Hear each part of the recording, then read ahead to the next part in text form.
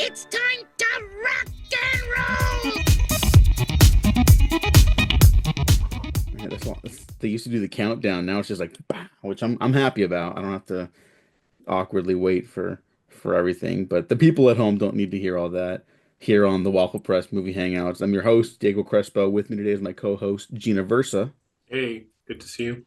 Yeah, good to see you too. We're seeing each other like every other day this last week. So and this weekend I think too. Are we doing something this weekend? Something's happening I, this I don't know. weekend. I don't know. I've fucking not having regular employment is destroying my brain, so I don't know what days it is anymore. But You could say your upcoming weekend is Havoc. oh, it's Havoc. Yes, Havoc's finally coming out after fucking God, 7 years since Gareth Evans' last movie. Guest co-host Max Deering. How's it going, man?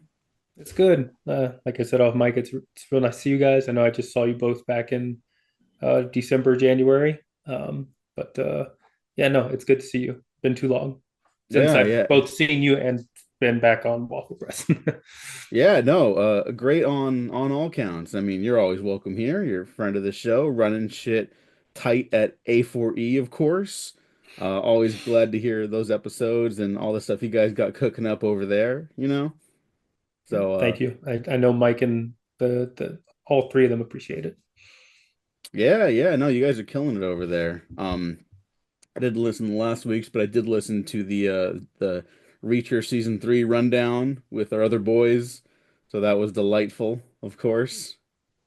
But we're not here to talk about something too action heavy. There's action in it, but obviously we're here to talk about Ryan Coogler's Sinners, um, which is the new greatest movie of the decade, basically, in my opinion. I mean, we're not going to sugarcoat it. We all liked it. Um, we'll get into all the nitty-gritty of that, but just Max, what have you been up to? What's been going on lately? Well, at the time of this recording, I don't know when you guys plan on putting this out. I assume it'll be within the next week. Yeah, like the next But 24 hours, basically. so far, Sorry to cut you well, off. no, that's good. That's fine. Well, then hopefully the next 24 hours, I have been working on a piece in regards to sinners, and it should be out tomorrow. So I am very excited to share that. It is more or less a deep dive on well, I don't know, deep dive's the right word, but it's a brief kind of history of the Black Vampire film. And I go over a couple of personal, or I, yeah, some personal favorites. Some obvious, some not so obvious. Um, but I kind of got inspired by it by talking to other friends of the show, Andrew Salazar, discussing film a few months back, and so it's ready, and I'm excited for it. Um, that's what I've been writing. I've been watching a whole lot of films in regards to that. But just to not bury the lead here, they just put out a new Predator trailer, so I'm like, I'm, I'm super fucking excited. Uh, I watched it twice, and I'm pretty certain that the lead Predator is a female Predator, so I'm 100% prepared for the wrong crowd to be like, "Not my Predator," Oh, but yeah. Well, you oh, the know how last it one goes these starred a days. woman, so we didn't really get that. I mean, I think there was like bubbles of that, but it's Yeah, like everyone just didn't care because that movie was so well received. You know, everyone's like, yeah, yeah, yeah, just shut up, shut up, shut up. Mhm. Like, no, it was just good and people liked it. And then this one looks good, and I'm sure people are gonna like that. Gene, did you see the trailer? I saw the animated trailer. No, no, no, no. This is the live action one. It's Badlands. Oh, I haven't seen it yet. yeah, Oh, okay. Oh, check it out after the show, dude. You're gonna get so fucking hyped. yeah. They They'll just they'll dropped it. probably do that Comic-Con screening again, like they did for Prey.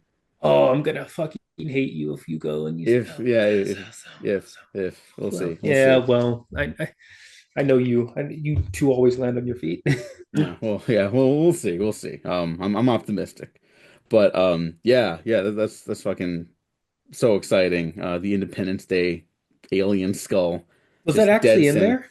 Yeah, it's Oh, the it shot is. of the opening shot of the trailer. There's the wall of skulls. It's not a spoiler, Gene, because it's literally the first like image. It's like the wall of skulls that they have from Predator 2, but not the xenomorph this time. They don't want to prep that AVP thing until they're ready, I guess, which is the I right move. guess. Okay, I didn't.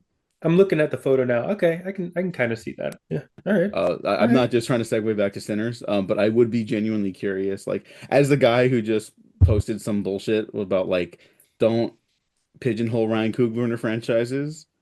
At the end of the day, it's like if he does decide to do another franchise, it's like, yeah, it'll be good. I would like to see him like if he had a Predator take, you know what I mean? Like I'm sure that'd be the best Predator movie ever. Well, okay, that's what Mac's been up to. Gene, what have you been up to since last episode? Oh, no, just working on my short film and some other stuff, and just watching movies. Oh, nice. Anything else that you really liked you want to hype up before Sinners, or maybe tell people to avoid? Yeah, I mean, just the besides Sinners, yeah, I just saw the Amateur, which was interesting, Mm. and Drop, which I really enjoyed. I did So too.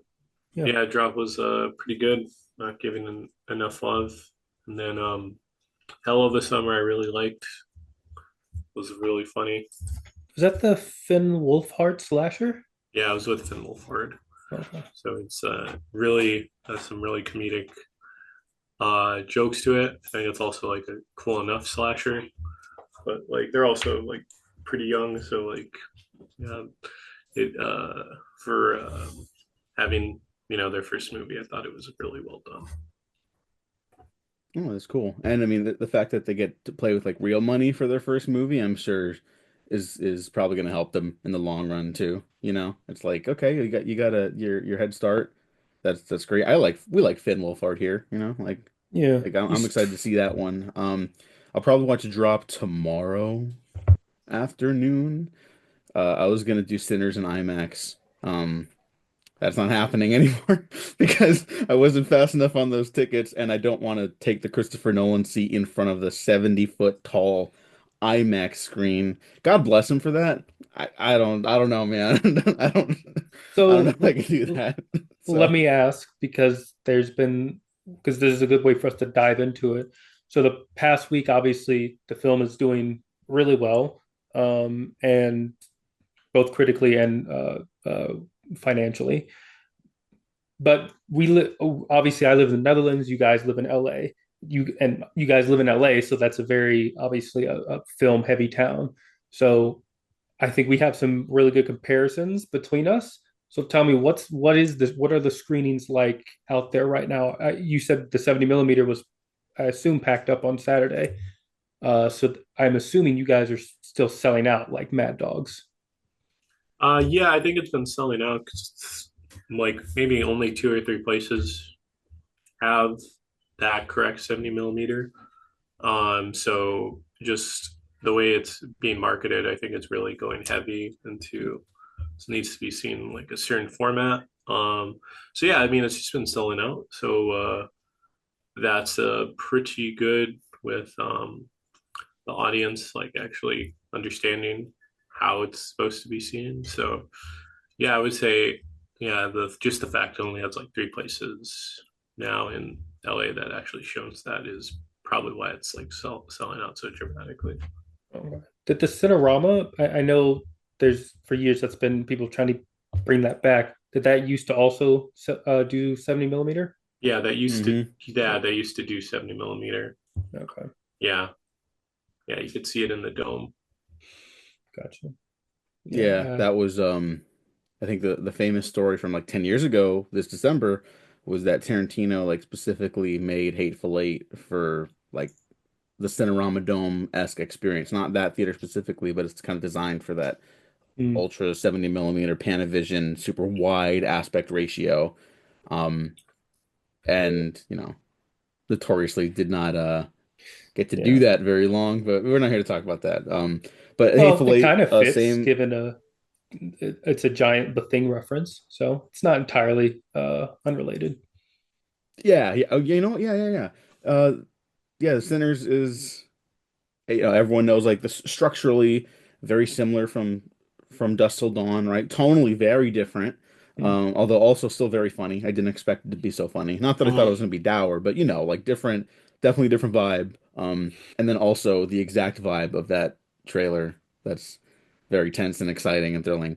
But yeah, it's From Dusk Till Dawn. It's The Thing. It's Green Room. It's it's a bunch of other stuff. But what it is I think the best movie of the decade so far. And if like nothing comes close to it for me, like the rest of this year or the next year, like I'll be fine. I won't be like, man, what a waste. I'll be like, no, Sinners was that good. Like I'll be honest, I think this has been a pretty slow year for movies. I haven't seen Mm. Drop yet. I'm really excited to check that out. I like Christopher Langdon as a director. Um, haven't enjoyed too much. I loved Mickey 17.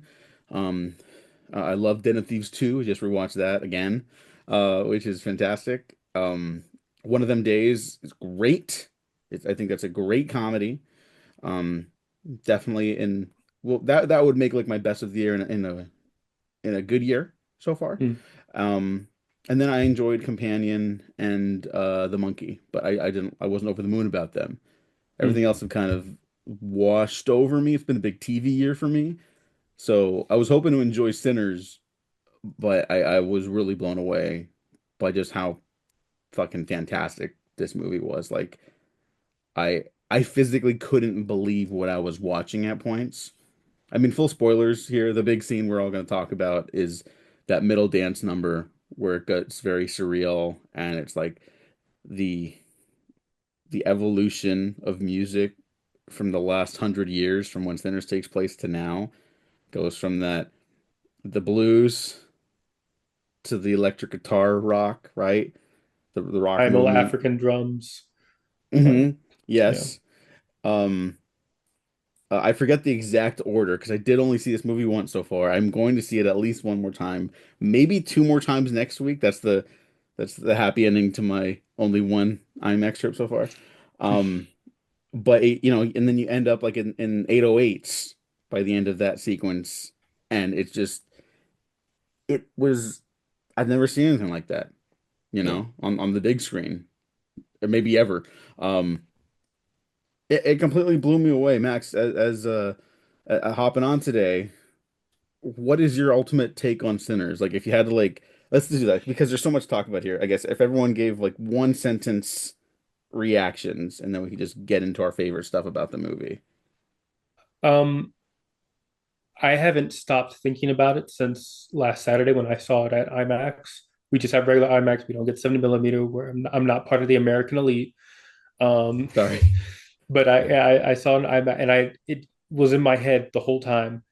And I've had the soundtrack and the album and the score just oscillating between the two for days now. And then I saw it again this morning. I was supposed to work, I didn't work, so I went this morning off the rip. And I was like the only one in there. There's maybe two other people, and I cried several times throughout it. It is in terms of I think American Western uh, big budget, even though I think this is more high mid budget filmmaking. I think this is probably some of the best we're ever really going to get. Um, and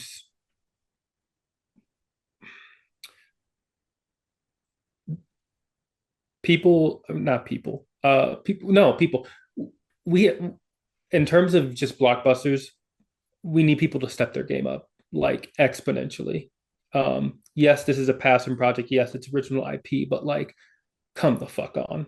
I'm sorry. I know Thunderbolts is coming out next weekend, and I know we at this point ignore like those early um reactions, but like guys, like at the bare minimum, I'm sure the film will be fine. But like for me, this feels like almost it sets a new benchmark. Like why can't we have it this good all the time? You know?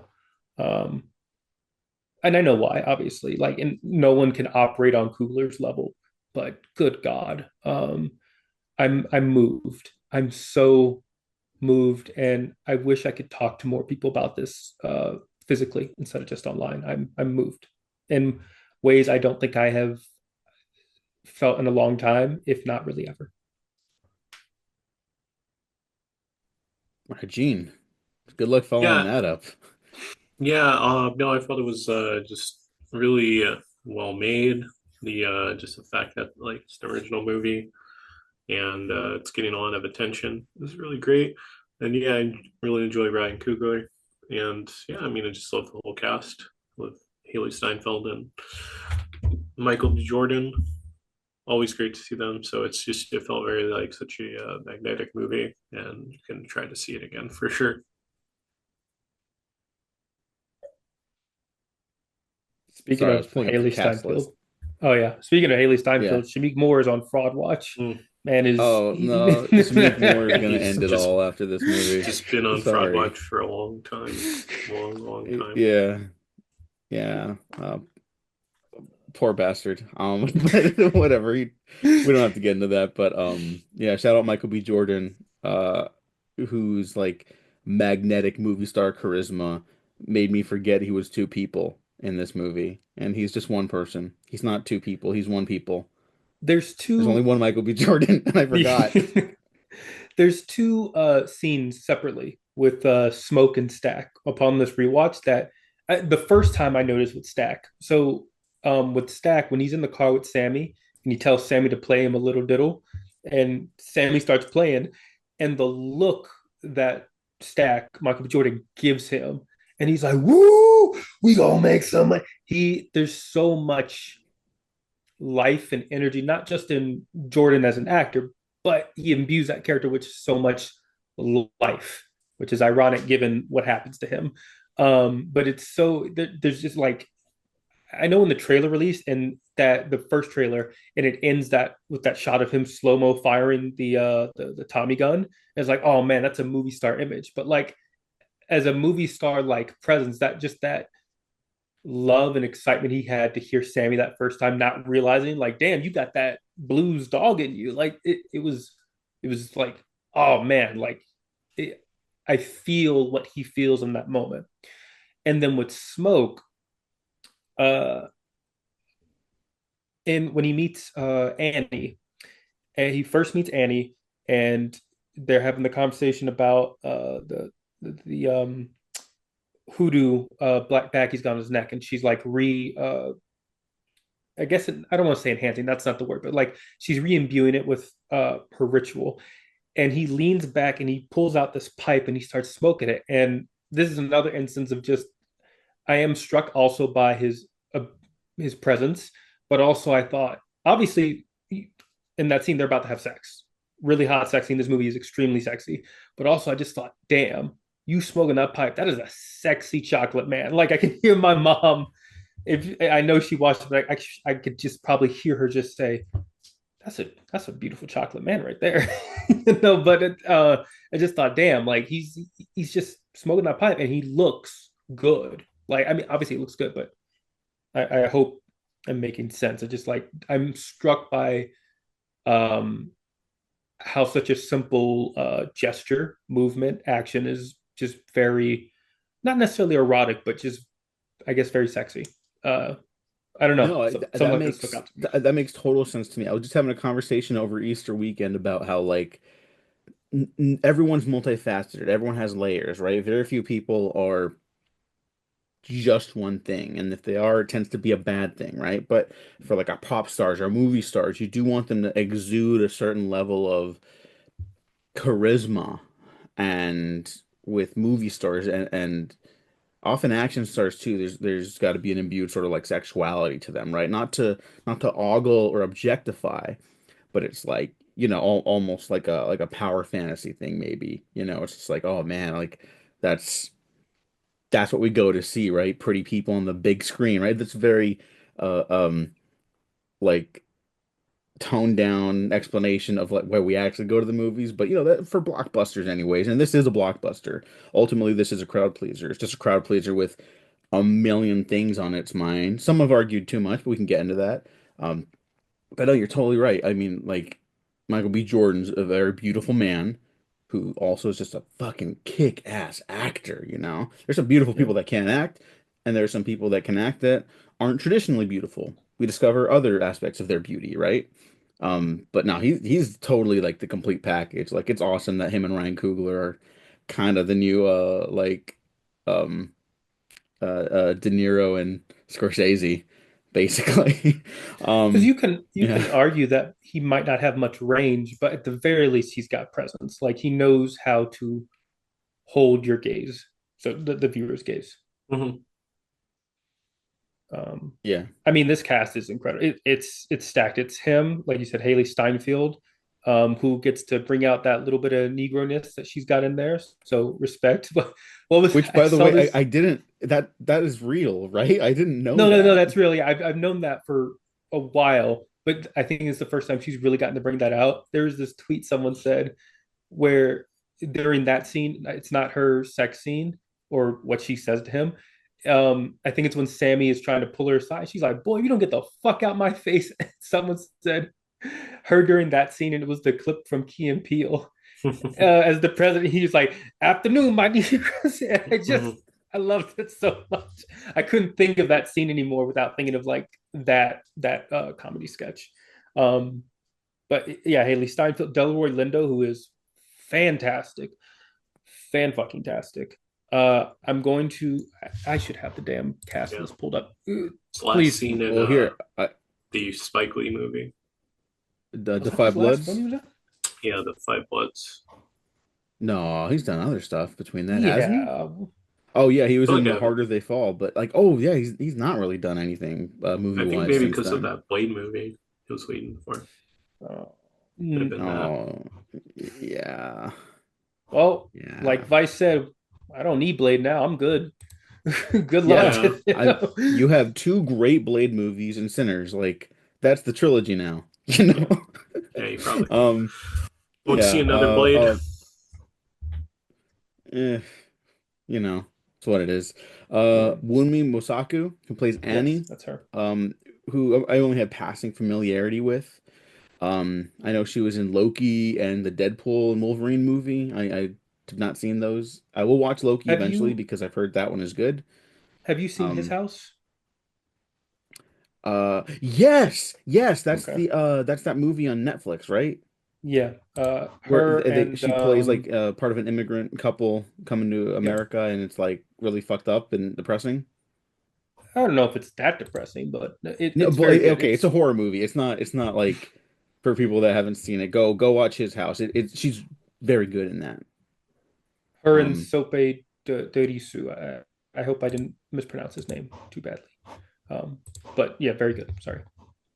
yeah, no. And then I guess she was in Scavenger's Reign, which I don't know if you guys Yeah, have seen probably that on. just a voice. I haven't seen Yeah. Scavenger's Train, but Yeah, neither have I. Oh, okay. You two, I think, would get a real kick out of that show.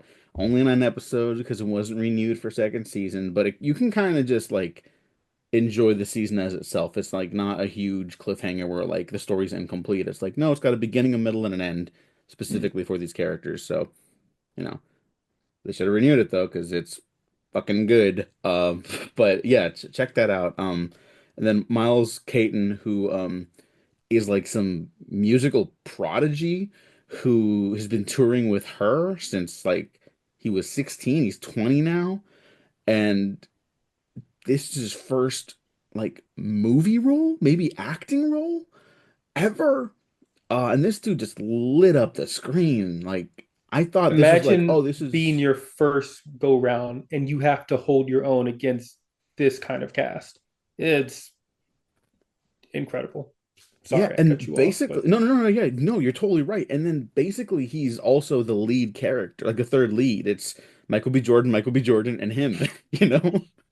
Not to downplay the importance of the women in this film, which many people have been rightfully hyping up and praising, right? But I do think specifically it is about these three guys and their attempt. I mean, it's about all these characters. It really is an ensemble piece, but they're the primary focus, and it's their fight for freedom in the midst of what they understand is like temporary freedom from subjugation and oppression. Which is why Jack O'Connell as Remick is also like almost a scene stealer. He's so good. I've been following that guy since Skins back in the day. I don't know if anyone else saw Skins. He played a very annoying character, but I was like, this guy's a good actor. I just fucking hate this character.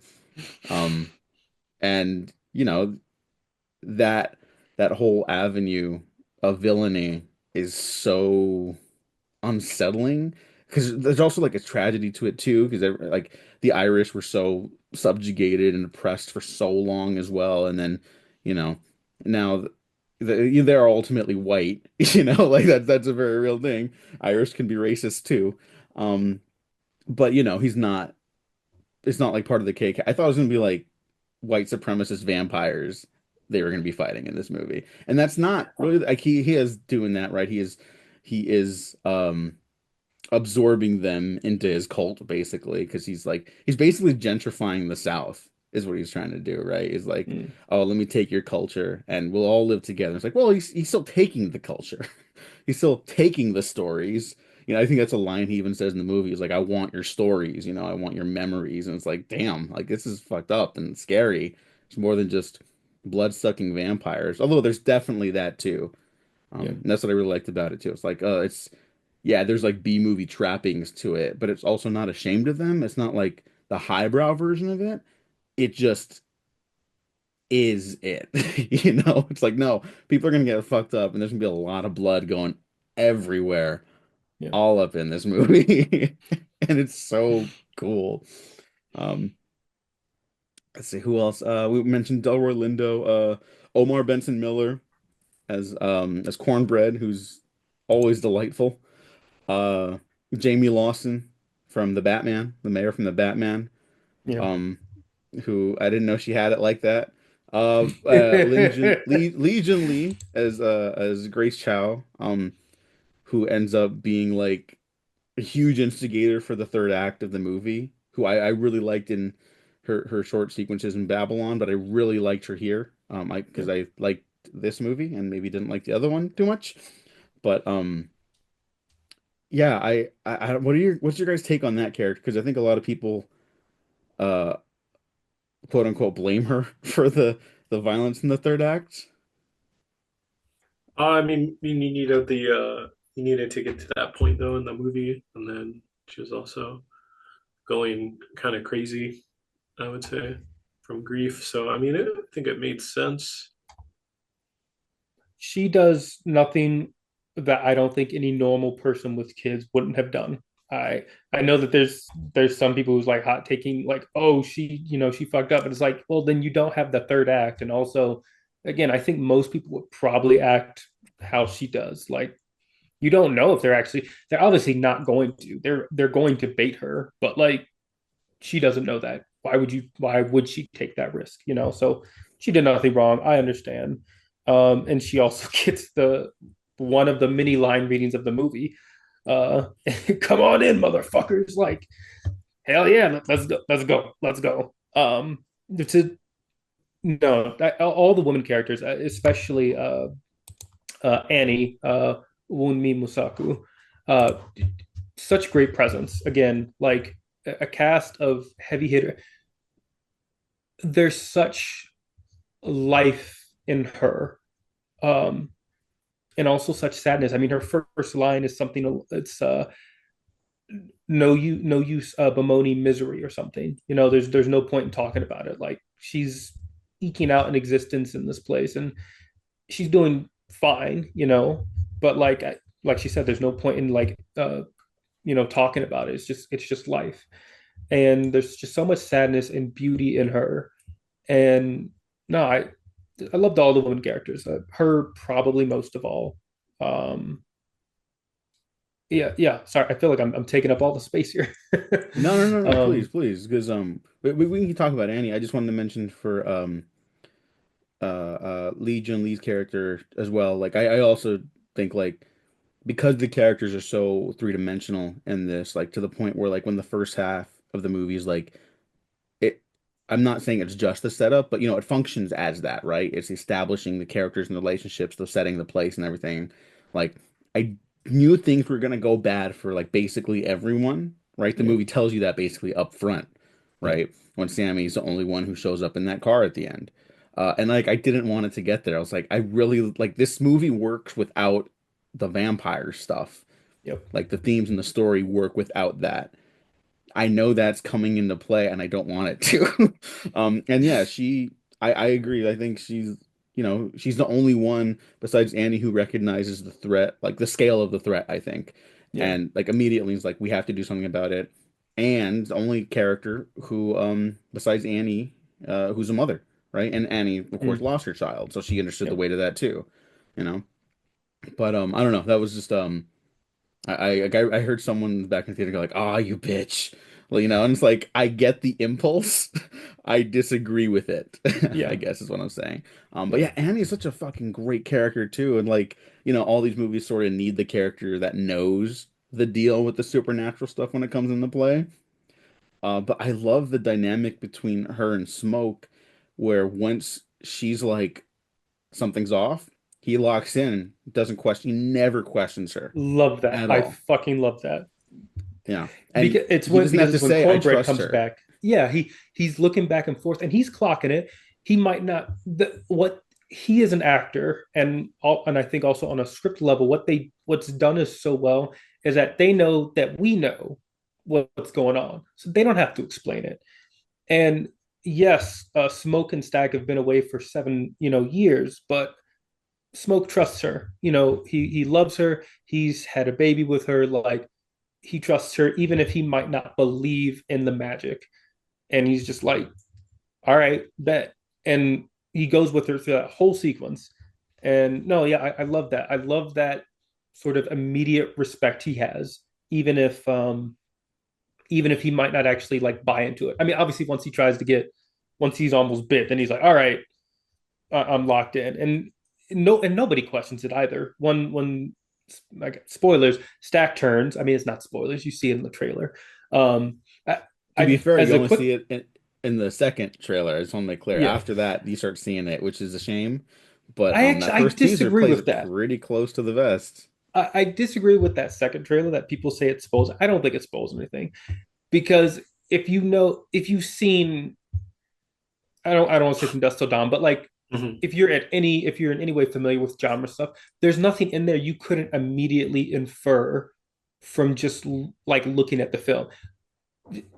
Like Thousand Top World View, it's a movie where Michael B. Jordan plays twins. Why wouldn't one of those twins turn? Wouldn't? What director would not specifically have it so that the twins go against each other? It's like it's a classic setup. It makes total Yeah, sense. sure. And then Annie turning, you could maybe argue that, but I also think the context of it is we all thought like, oh, she obviously snuck in to turn them, and that's not the case. She got turned unwittingly. So I disagree. As sorry, quick aside, but yeah, I disagree that trailer spoils anything if you have any type of genre knowledge whatsoever. So sorry, that's my soapbox.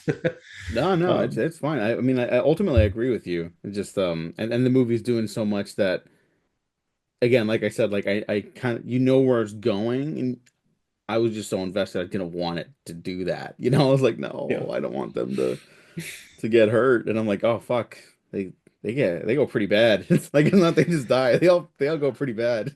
yeah, I mean, uh what's the oh my god, why am I blanking on her name already? Grace, I mean, she burns to death. I mean, she burns to death staking some other vampire, but like it's Yes, I like, think that's oh, her he's gonna husband, right? no, I think he gets killed by someone else. But I mean, even on the second watch, I was like, did she kill him? And I don't think she kills him specifically. Specifically during the second watch, one of the things I was looking out for was during that big climactic battle. Because when I first watched it, I'm like, wait, there's other people here being killed who I didn't see were still inside Juke Joint. And then upon this rewatch, I was looking, and there are instances where you can see people moving in the background, like doing their Hmm. own thing. They're not very noticeable, but they're there. Which Hmm. I think kind of leads us because I texted you about this, Diego.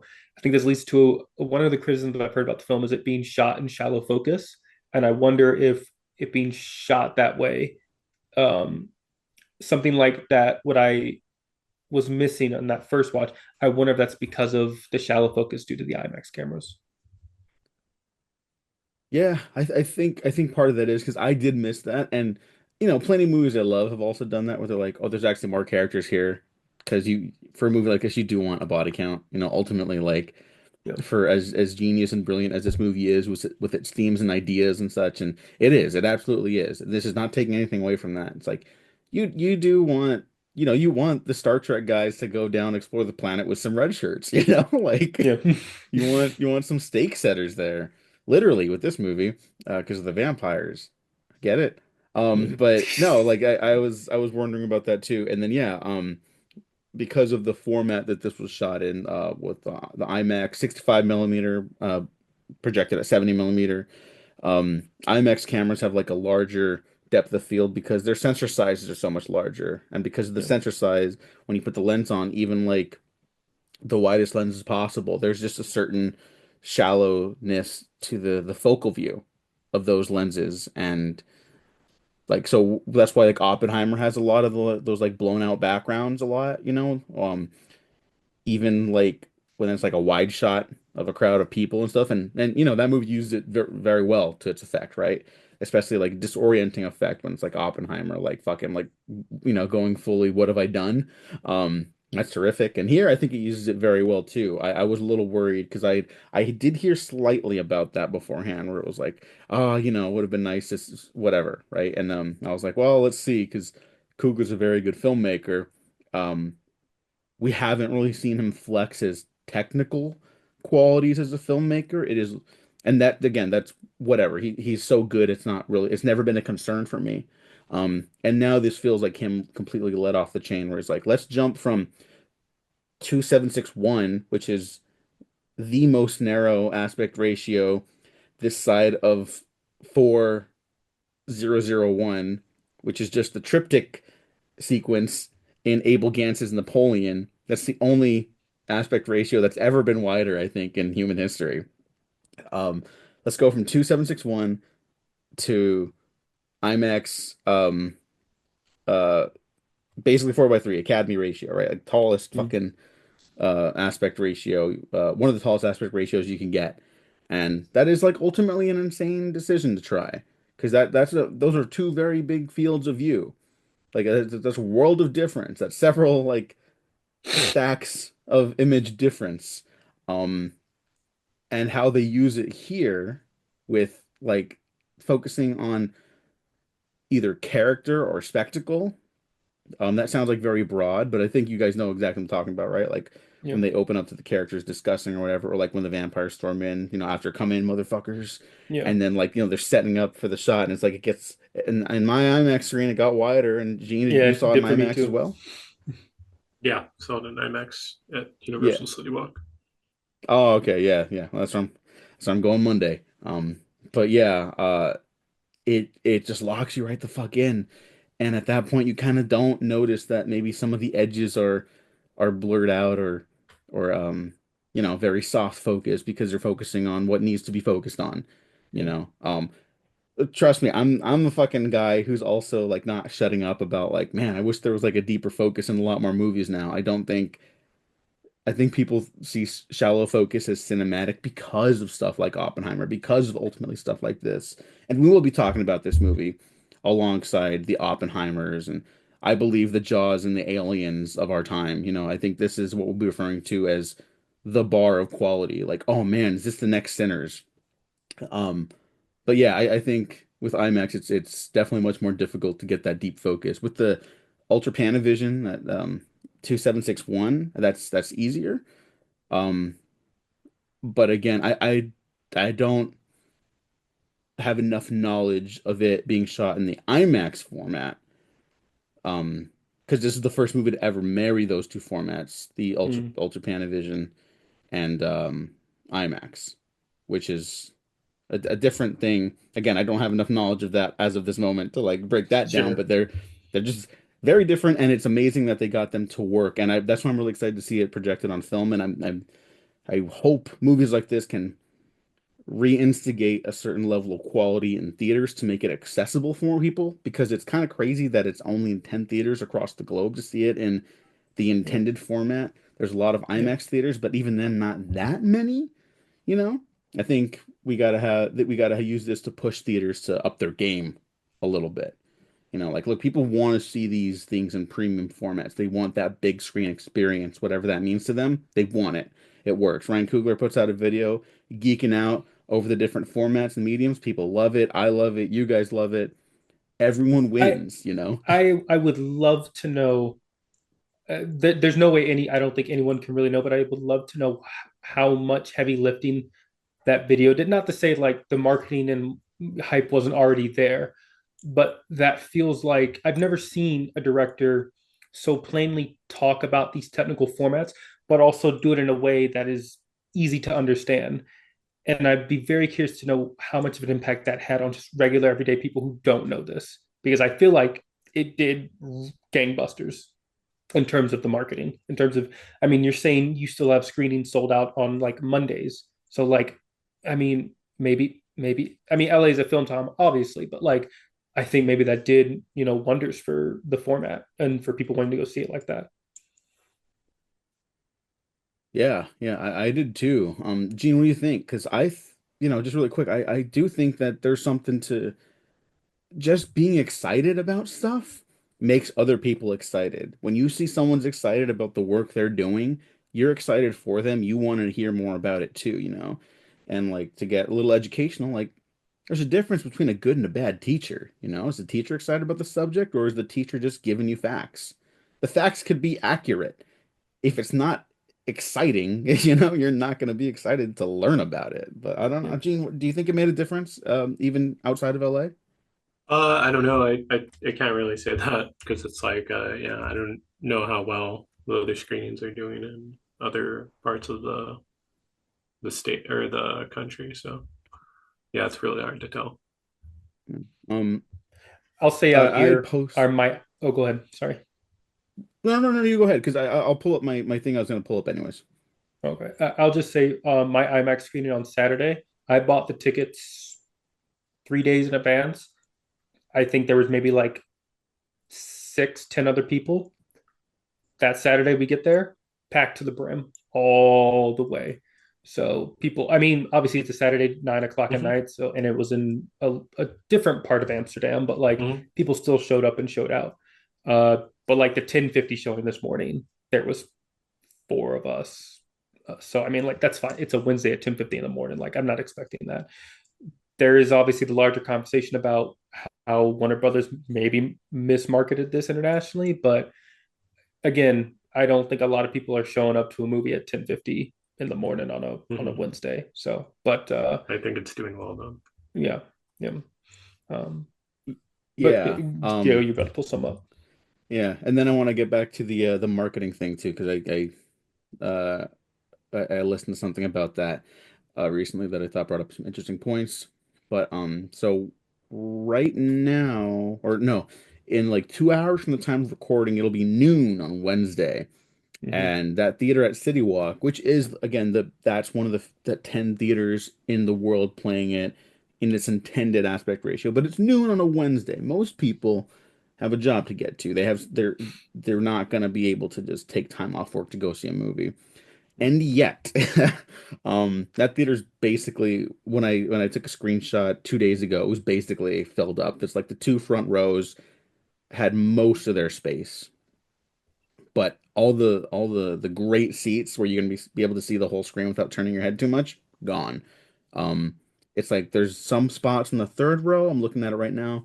The entire second row was empty, but it's a funny thing. The front row had like four seats, two in the middle, and then one on each side, which is just like, all right, yeah. I mean, maybe that's Christopher Nolan and his wife in the front row seats. It Um, could be. and again, that was taken. I took that screenshot 2 days ago, and that's wild. I'm assuming that theater just got more filled.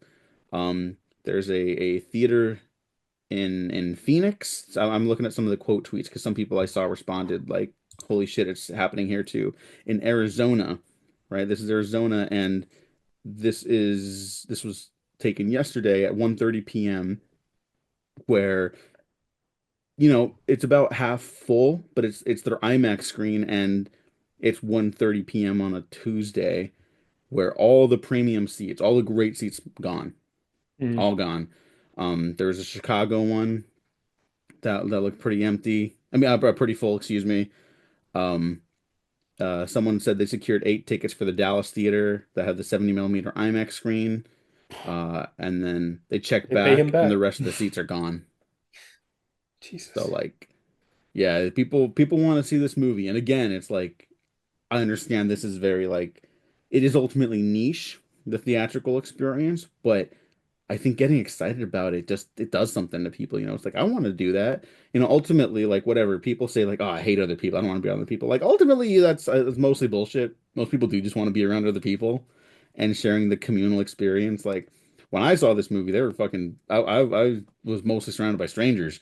So there was like we would like kind of look over at each other after some shit went down in the movie and we just kind of go like mouth at each other like damn like we like everyone was fucking into it, you know. There was Yeah. applause and I didn't see it in the heart of LA. I'm seeing it out here in the boonies of LA past East LA, you know. um I don't like people knowing where I live, but like we're very rarely movies get this sort of reaction is all I'm Yeah. saying. But as for the marketing thing, I listened to The Town. I started listening to The Town after a recommendation from our favorite boy over at A4E, Liam O'Donnell. Can't Yep, I wait for have that too. Alphas. Yeah. Yeah, yeah, yeah. And look, Matt Maloney knows his shit, even if sometimes I'm like, maybe lay off that person. But like, dude knows his shit, right? He knows his shit. And he brought on Franklin Leonard from the Blacklist to talk Yep. about, you know, there's like a tinge of racism to a lot of the conversations around this movie, and ultimately some studios just getting a little wary that they're not going to own the rights to something for the rest of their owners' lives, right? And that clearly that scares people because you're seeing basically hit lists out this week, right?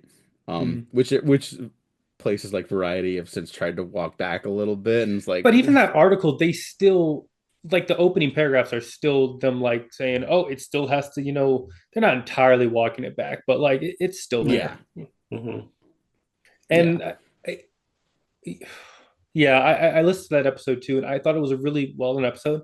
I think it was a rare instance where Baloney himself wasn't he was on the back step a bit. Um and also Mike DeLuca and Abdi, they fucking called him out in I think the Hollywood Reporter. So that's been its own thing as well. Yeah, in a perfect world, artists would own their work. I mean, it should be theirs. But like Franklin Leonard was saying, like a Kugler, or not, I guess Kugler didn't say it, but like you can't read this script, you can't watch this movie and then say, wait, why do you want to own this? And it's like, did did you miss the text? Did it's right there in front of you. What do you mean? Why do I want to own this? And yeah, no, I mean this deal that Kugler got, for people who don't know, Kugler negotiated a $90 million to fund the film. Also, he gets the rights back in 25 years. So, Warner Brothers can do whatever they want with it for 25 years. So you can still milk that shit what it's worth for the next 25 years. And then also, I think first dollar gross of the page of the yeah. film's That earnings. Yeah, I didn't know that. Like, so Yeah, even if this movie just stopped making money today, Coogler's like, he's obviously set. he's making bank already, but like, dude, that's like good fucking money. Like, Yeah, I didn't know directors not named Christopher Nolan could still do that. That I gave mean, you me like command honestly some hope. yeah, I mean, you command two Black Panther movies and a Creed movie. I think that's kind of fair. And obviously, I do think there's not an asterisk, but I do understand why it's like, well, it's Marvel is carrying that brand. So in one way, I respect it, but like, he still did it. And you can say what you want about Marvel as the machine. I still see the guy who directed Creed in both Black Panther movies. So, like, yeah, Oh no, totally. Yeah. He yeah. has his staples and it's not like they're not quirks. It's his passion. It's you know, it's his artistic soul on screen completely and like I'll be honest, I don't love Wakanda Forever. It's about as good a movie you could have made in that situation though, and I commend him for that. Yeah, like that's And it's kind of still where I him. come down to it. I know people don't like it, and I'm like given what he had to deal with, I give him a pass. Like that movie could actually be Satan's asshole, and I would still give it a pass because Coogler was able to put it out there. So Hmm. Yeah. he was still able to land that ship. So like I was enjoying it sorry. the last Yeah. time actually I Yeah. watched it. Oh yeah. Yeah, I think I hadn't I think rewatched it from since it came out, but yeah, I thought like yeah, just given the circumstances. Yeah, you can tell where it's completely his, and a lot of that is the about the passing of Chadwick Boseman, and the whole family lineage and cultural aspect of Wakanda is great. And really, for me, it's the last like 45 minutes where it kind of Yeah. drops out a little bit, Mhm. where the ideas don't really get to stay at the forefront. Um, and you can tell because Autumn Durald Arkapaw, the cinematographer on this movie as well, you can tell this is more his movie. And again, like I'm not trying to shit on that movie because that just sounds like it was. I'm amazed he got a movie out 3 years after that. That sounds like the most exhausting emotionally and physical experience of anyone's life having to do that movie, right? If Um, anything, you I'm shocked he was able to shoot this last year around this time and have it out this year around this time. Like that's it feels like nowadays most movies they take. I mean, I say that this shot last year, the new Jurassic Park shot last year, Fantastic Four shot last year. Those are very VFX heavy movies, so there's a bit of concern, at least on mine, about those. But it is very surprising that a filmmaker at such a high level, at such a mid to highest budget, he was able to do this all within 1 year. So, Yeah. but I think a big reason why maybe some of these movies are going to look better than others is that the directors know what they want out of them immediately, and Sinners is not super VFX heavy. There's a lot of practical and digital, but it's not heavy in it. It's very specific moments and sequences, stuff that you could shoot out in like back-to-back days, and then get back to the non supernatural stuff. You know what I mean? Which is yeah, probably why it was more efficient. And I think you can tell because there's some dark night sequences here where people are basically illuminated by moonlight, and it looks like good. And there's sequences in Wakanda Forever that weren't illuminated by moonlight, and you can tell maybe that's a production company that lets everyone come, like Delroy Linder talked it up, like what went wrong with Blade. Like everyone's very on board, everyone's excited to collaborate, work together. At a certain point, that collaboration stops. Now, I'm mm. not saying that's good or bad. I'm just saying at some point it is a motion picture brought to you by Marvel Studios. And this Sinners is a motion picture brought to you by Ryan Coogler and his team. That's all I'm It saying. also doesn't help Um, Wakanda Forever released a month before another underwater movie that made 2 billion Mm. at the box office, Mhm. and it was like night and day looking at those underwater visuals. Which again, don't blame Kugler, but like, wow, you the people above Ryan should be ashamed in that department. Like, yeah. Like you can totally see what he's trying to do with like the lighting underwater because like there's no sun. So it's like how they light from specific sources. And there's a notorious like post-production process with those movies where they're not like the filmmakers aren't calling the shots with the final looks. you know, And I'm willing to bet someone's like, don't make this too lively. Let's dial it back. And you dial those light sources back a certain amount, you dial those colors back a certain amount. It's gonna be harder for your eyes to latch onto shit in the dark. That's just how the human eye works. yeah. And here it's just like, God, it looks so fucking great. Also, I didn't realize this. No one talked about this to me. Maybe I just missed the fucking meeting on this, but I guess they formatted for the first time Kodak Ektachrome motion picture film for this for large formats. Like Hey, first I'm hearing of it. all right, so Gene, you know Kodak Ektachrome, right? No, I The don't. the Okay, so there's several types of motion picture film you could use. There's color negative, which is the traditional motion picture film stocks, right? There's the black and white Kodaks, which obviously black and white and stuff like that. There used to be more. This is what we're down to basically. And then there's Kodak Ektachrome, which is slide film, which is not a negative. It is a color positive film. You look at the image when it's developed, the image is there. You can color time it on the negative or no, on the positive. It's a positive film, right? Negatives, you have to reverse the negative image to start pulling the colors out from it. Color slide film is right there. It's awesome. It's great. Super fucking expensive. I have one roll of it that I've shot and I haven't developed yet because it costs so Mhm. much. And I have another one sitting in the fridge waiting to be shot. Uh, I'm very excited to get to that, but it's the colors are so much richer. The whites are white. The blacks are blacker. Um, it's incredible. You can basically like film out straight from the negative, and it's designed to be presented immediately, right? like those old photo slides that your families would have, right, to show like, oh, here's our vacation tour, right, before computers were so popular, laptops were so popular. Mm. Um, but the danger of it is if you don't expose it properly, you'll lose those shadows, you'll lose those highlights. Like everything can get wonky really fast. Uh, I didn't have that problem with this movie, so clearly they did the fucking job right because it looks terrific. I think it's his best looking movie, and I never thought he shot a bad looking movie, just a less good looking movie. Do you Um, think it's his best yeah, movie? yeah, Okay, I all right, do. all Yeah. right. And I I've not, yeah, I'm a huge fan, and I was like, this is his best. I think this is totally his best.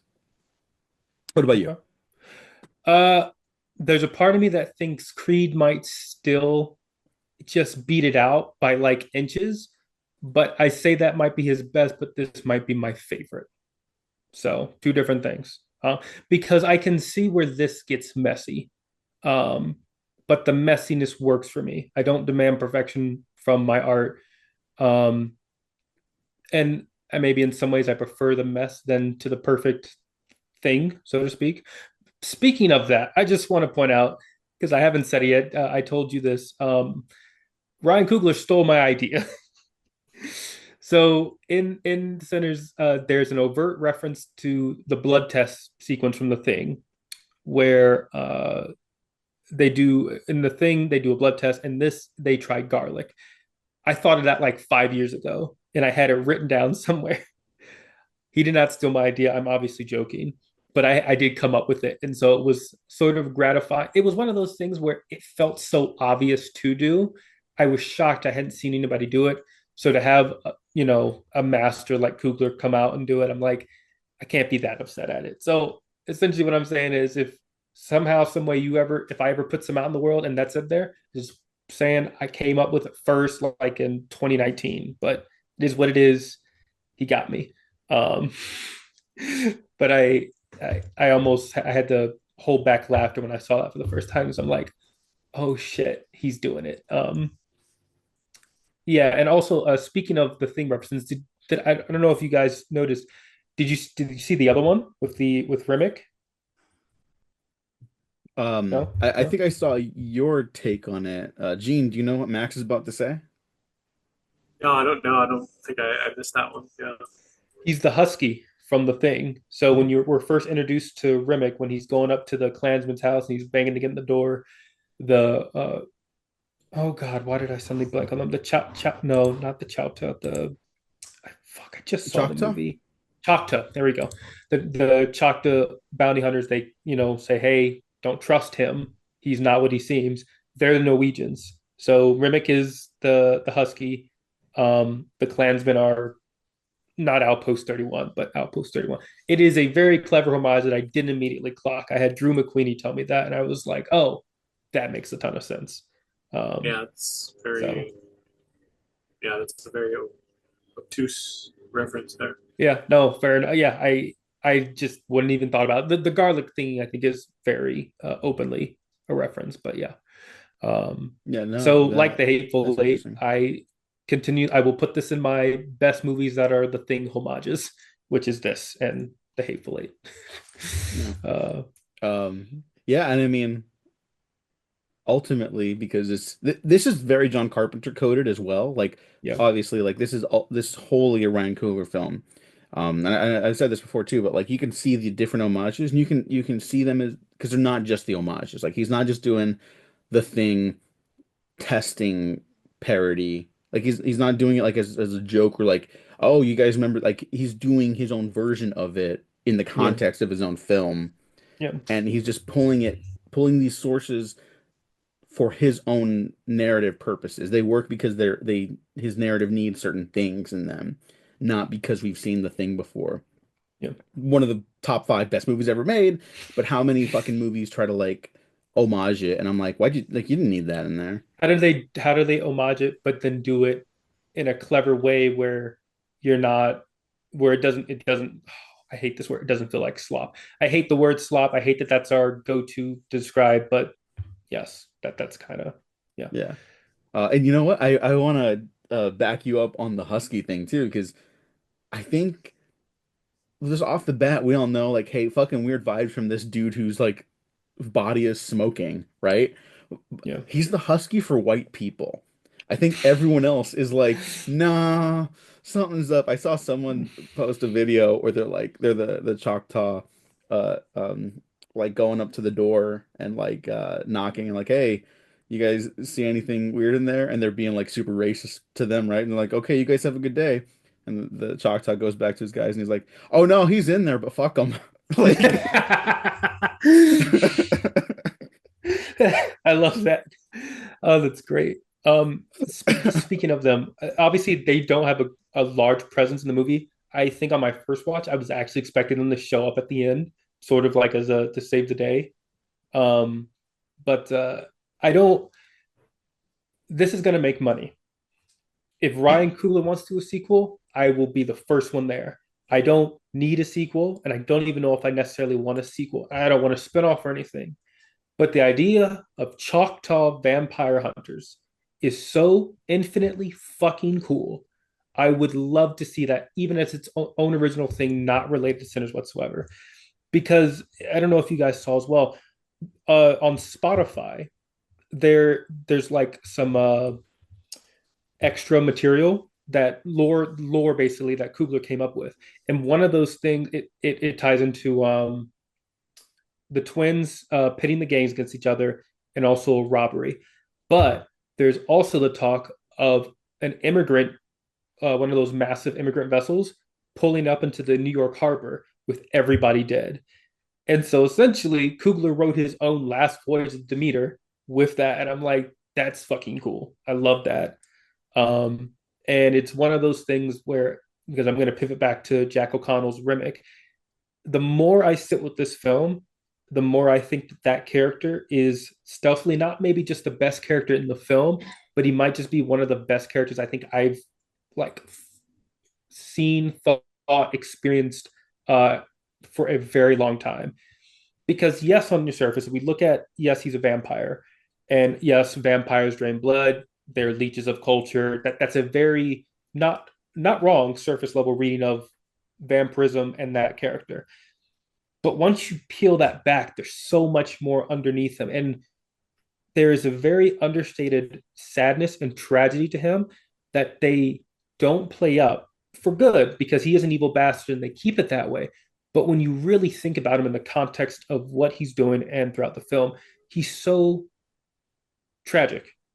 And I think part of that is also has to do with Ludwig Göransson's score, where there is a twinge of that sort of Irish theme. And it's not there every time Remix is on screen, but it's there especially when he first shows up and when he dies. And when he dies and he's being set on fire, he doesn't like cry or like he doesn't say anything meaningful, but hearing that little twinge of that Irish theme, it makes his character so much sadder. And I was saying on Twitter that, there's also something to be said that I wonder if Kugler was intentionally playing with the idea of Dracula because Dracula was made by Stoker and Stoker was Irish. And so sort of the idea that Dracula overtook some of the earlier or around the same time interpretations of vampires, Carmilla and the vampire. And so he just, all of this, I think, just makes for a fascinating character that uh, I've had ideas about in terms of just wanting to like break down because he's stealthily just an incredible character. And that's not to take away from anybody else, but what Kugler, even just that one line at the end when he's about, right before he's about to kill Sam, and he's like, I read these same words. My father, I heard these same words, and they gave me comfort when Sammy's trying to read scripture. Like he's thousands of years old, and what he's trying to do with Sammy and the people at Juke Joint. He's Irish. He was colonized by the British, so that there's all that there, and I just think he's an absolutely fascinating character that I'm jealous I'm not in school anymore because I know there's going to be papers, theses, doctorates written on this film. Like there's so much. Sorry, I've like ranted for a while. But yeah, No, no, keep it going because I mean, fucking this is why this movie's so fucking good. And Coogler's so good at writing these like deeper, complex antagonists because like they're often victims of their own like villains that happened off screen. You know what I mean? Like Killmonger wasn't born Killmonger. Namor wasn't born bloodthirsty, and this guy wasn't born a vampire, you know? That's like, yeah, the Irish were colonized by the British, who were the Saxons colonized by at the time, you know, like the Roman Empire made its way over there at some point, right? What did the Roman Empire bring over there? Yeah. Right? Yeah. It's like, you Yeah. know, the roots in I don't know my religious history, so if I'm get that a little wrong, but I know the general history of that, which is like, you know, Christian ideologies and such, right? And it's like that's so he's hearing those words and it's like they brought him comfort, but they also brought him to probably how he is there, you Yeah. know? And it's just and then the movie like whatever, it's a Hollywood movie, so it can only be so radical. This movie ends the hero shot is Michael B. Jordan fucking laying out the KKK. He's airing that shit out, and it's the sickest shit ever, right? And he kills a guy And named Hogwood. yeah, and he kills a guy named Hogwood, right? Yeah, no two ways about it. He is killing Klansmen, and it's awesome. And then you got Sammy on the other side of the spectrum, where he's trying to be welcomed back into the church, and they're like, do this instead of pursuing your own life. And what did Remick just try to do? He tried to bring him comfort with those same words, and because that religion is ultimately thrust upon this nation itself, Yeah. you know, that's that is fucking crazy. Like that is actually crazy to me. It's not that the that these beliefs of these people are evil, it's that it was brought by evil acts. Yeah. And he has to And reject it to pursue his own he sense of freedom while he he has a can. flat character arc. He evolves by not evolving. I mean that is sort of the long story, and it's not just that character, but I know we always joke about this film's about filmmaking, but like again, Coogler himself, he could be attributed to Sammy, he could be attributed to Stack, which we haven't even gotten to.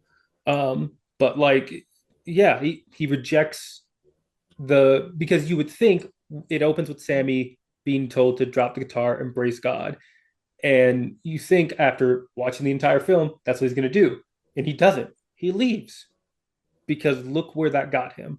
And on a metatextual level, it is sort of Kugler saying, uh, you could argue maybe God is, I don't want to say the MCU or like the IP machine, but like embrace us. This is the way. And he's like, no, I'm going to forge my own path. And at the very last scene of the entire movie, the last mid credit scene is him playing this little light of mine. It's still gospel, and gospel in of itself is still part of that religion that was thrust upon marginalized communities, black communities, what have you. And that scene essentially him saying, I still hold some type of reverence and love and respect for this, but I'm gonna make it my own thing. And there was some Dutch guy in the audience who like kind of laughed like he didn't understand what it was about. And I'm like, you Cuban bastard. Like you don't get it. Like I need more black people in my life here. It's so lonely. Yeah, no, I saw But it. I'm sorry. Um, yeah, that's a really great way of putting it. Because I mean that final sequence of him running in the stack and Mary, now able to be together forever, but never being able to see the sun again and stuff like that. And I love that it treats vampirism with the right amount of terror, but also understands that like, look, in this world you can only be so free, however like whatever path you choose. Like you're only gonna be able to be so free. yeah, So you might as well find a community that's like that you can find peace within or comfort within. And they both did in their own ways, right? And now one is very tragic. And then Sammy was able to live a long, happy, successful life as well. And he and did he it on his loved own terms, Perlene which so is much he named his club after her. Yeah. yeah, Yeah. yeah, yeah. That was really great. And yeah, but just what a fucking great movie. What a Yeah, fucking goddamn good movie. And to your point about like movies about movies. I think you can get that read in there to the point where Hmm. Macaringo texted me because I obviously we're doing the failed superhero blockbuster retrospectives. They're going to start airing next week. And we're doing Blade Trinity. And so we were like, we'll probably Is talk that about is that Sinners going on to be that. your excuse to talk about Sinners? Yeah, a little bit. Because Yeah, I I figured texted him, I was it's. like, you're gonna fucking love this. And he He texted me did. when I he saw got his out five and he star was review. like, yeah, he was like, is this about the Black Panther movies? Like half joking, but also like, I mean, maybe a little bit. It is about black authorship and ownership Hmm. and expression and art and Yeah. the power it all holds and this goddamn what a good fucking movie. What a great fucking movie. I can't wait I to watch it was again. I can't wait to talk about it forever. I was This is the boohoo type of crying, shit. just boohoo Hmm. crying the second watch. Oh my god! As the way Miles Canton, Canton, is it I think it's Caton. Caton? Sorry, oh, Cotton. sorry, Miles Yeah. Caton. Whenever he does that, that hum, I feel so much sadness and love and I don't know warmth with that.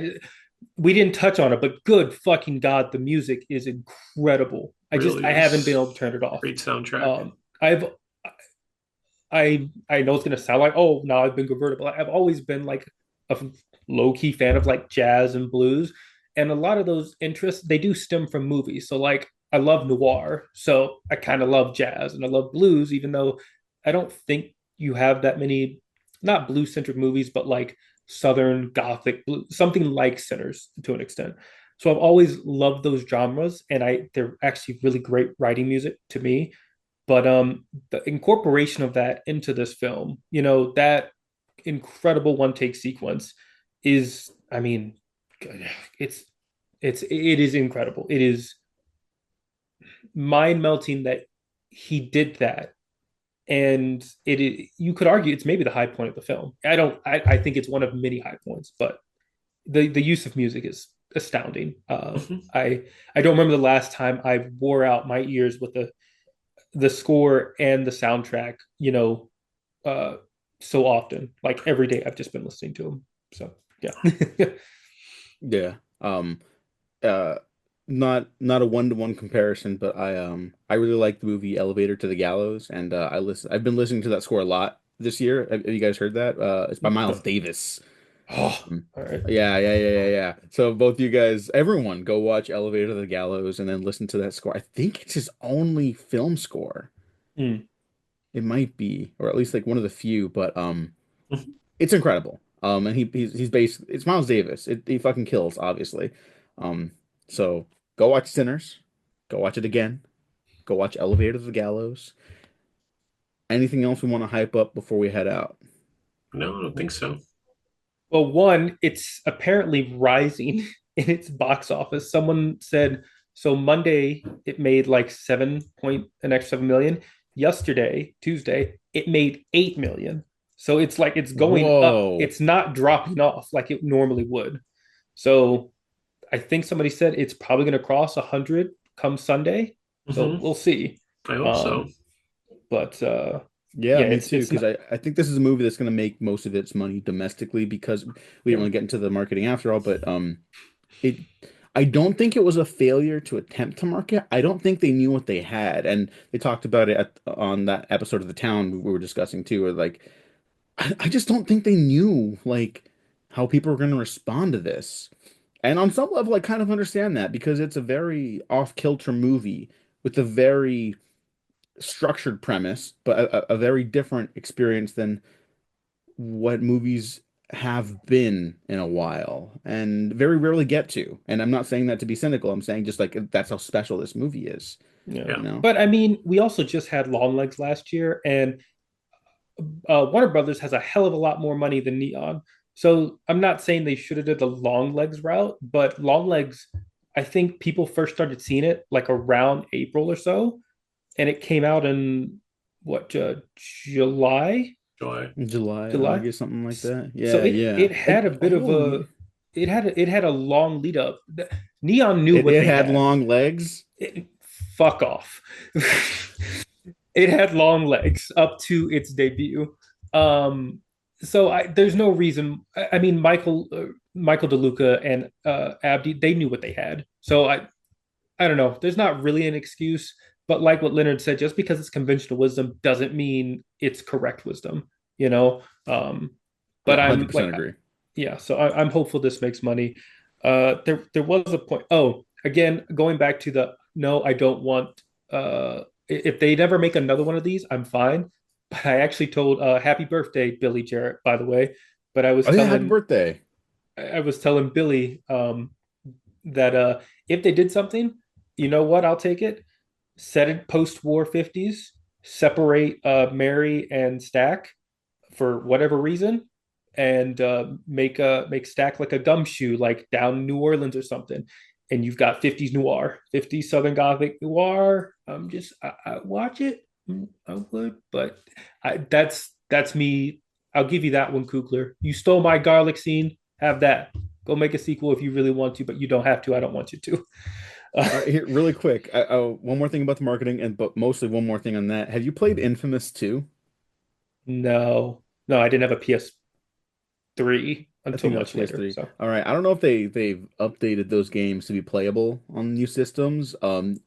New Orleans Vampire. vampires, I remember that You should DLC. you should play that game. I think you would like it. Well, that's the DLC, but you Yeah, should play that game. I think you will like it. And then yeah, for the marketing, I think that's the ultimate thing takeaway from this. Ryan Coogler made a movie that is more than just a movie. Like it truly is like a cinematic experience. And it really inspired me, and I know many other people, I'm sure Gene here included, like, you know, tell the story, but don't just, give people a reason to go to the movies. Like, yeah, make it more than just the sum of its parts. Not that the sum of its parts here aren't remarkable already. Like, it's special. It's very special. There's no reason why we can't have special stuff more often. I'm not saying everything's going to be as good as this, but I think you can make your work special.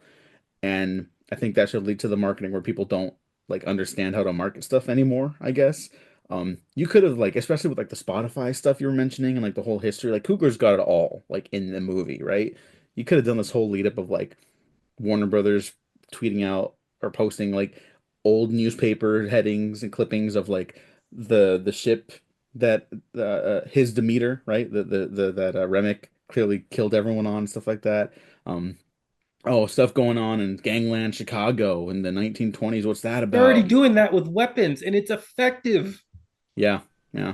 Which is that Warner Brothers too? No, That's huh? New Line, yeah. Dude, fucking that movie looks so fucking scary. But I'm sure we'll talk about that down the line. Um, yeah, that's those people don't have to worry about their jobs anymore. That movie's gonna make so much fucking. That movie's supposed to be incredible. I'm I'm actually very excited about that. surprised that Sinners isn't New Line. Like I don't really know why Warner Brothers has New Line to distribute Final Destination and weapons.